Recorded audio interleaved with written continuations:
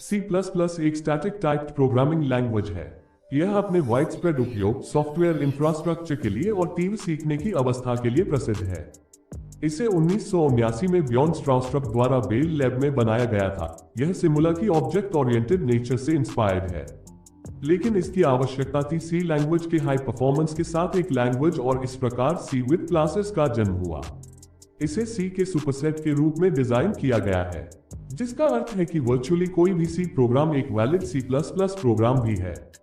लेकिन यह zero overhead abstractions भी जोड़ता है, जैसे ऑब्जेक्ट ओरिएंटेड पैटर्न जैसे पॉलीमॉर्फिज्म, एनकैप्सुलेशन और इनहेरिटेंस। आज इसका उपयोग कंस्ट्रेन्ड मेमोरी डिमांड्स के साथ वाइड वैरायटी ऑफ सिस्टम्स में किया जाता है, जैसे कि एक वीडियो गेम प्रोग्राम के लिए अनरियल इंजन जैसे एडोब आफ्टर इफेक्ट्स, जो इस वीडियो डेटाबेस को एडिट करने के लिए उपयोग किए गए थे, जैसे कि माइस्कल और मंगोड एम्बेडेड सिस्टम जैसे आपके स्मार्ट पर डिस्प्ले टोस्टर, और इसका उपयोग हमारे लो लेवल इंफ्रास्ट्रक्चर जैसे लैंग्वेज कंपाइलर्स और वर्चुअल मशीन्स को इंप्लीमेंट करने के लिए किया जाता है।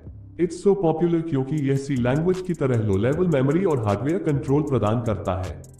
लेकिन क्लासेस और स्मार्ट पॉइंटर्स C++ जैसे हाई लेवल एब्स्ट्रैक्शन के साथ पैर में खुद को शूट करना मुश्किल हो जाता है। लेकिन जब आप ऐसा करते हैं तो यह आपके पूरे पैर को उड़ा देगा। शुरू करने के लिए GCC या Clang जैसे C+ कंपाइलर इंस्टॉल करें, फिर CPP में एंड होने वाली फाइल बनाएं। इनपुट और आउटपुट को संभालने के लिए स्टैंडर्ड लाइब्रेरी से IOStream इंक्लूड करें। आपका कोड हेलो वर्ल्ड प्रिंट करने के लिए मेन फंक्शन से एग्जीक्यूशन करना शुरू कर देगा।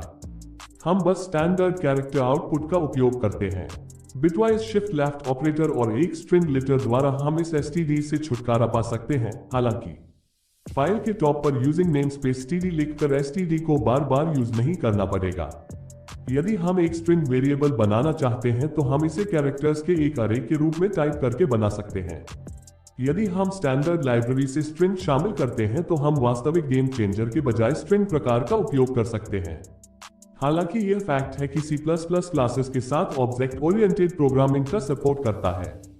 ए class is just a blueprint for an object. आप उन एट्रीब्यूट्स एंड मेथड्स को डिफाइन कर सकते हैं जो डिफॉल्ट रूप से प्राइवेट होंगी, या उन्हें पब्लिक स्पेसिफायर के तहत जोड़कर पब्लिक बना सकती हैं। डबल कोलन मेथड्स का उपयोग करके डेफिनेशन के बाहर मेथड्स को डिफाइन करना भी संभव है। डिफरेंट पैरामीटर्स के साथ भी कई बार डिफाइन किया जा सकता है, जिसे ओवरलोडिंग के रूप में जाना जाता है, और यह पॉलीमॉर्फिज्म का एक रूप है। इसके अलावा हम किसी ऑब्जेक्ट के बनने या नष्ट होने पर कोड चलाने के लिए कंस्ट्रक्टर और डिस्ट्रक्टर्स को डिफाइन कर सकते हैं। क्लासेस भी इनहेरिटेंस का सपोर्ट करती हैं, जिससे डेवलपर्स को अधिक एफिशिएंटली लॉजिक शेयर करने की अनुमति मिलती है। किसी ऑब्जेक्ट को इंस्टेंशिएट करने के लिए प्रोग्राम क्लास का नाम, उसके बाद आपके ऑब्जेक्ट का नाम, और वैकल्पिक रूप से कंस्ट्रक्टर के लिए कोई भी पैरामीटर। जब मेमोरी की बात आती है तो हम पॉइंटर्स और रेफरेंस के साथ मैन्युअल रूप से सब कुछ मैनेज कर सकते हैं।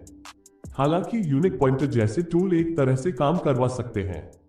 यह सुनिश्चित करके आसान और सुरक्षित है कि केवल एक ऑब्जेक्ट एलोकेट किया जा सकता है। अपने कोड को चलाने के लिए अब मेमोरी के लिए टर्मिनल खोलें और इसे कंपाइल करने के लिए C++ जैसे टूल का उपयोग करें। धन्यवाद।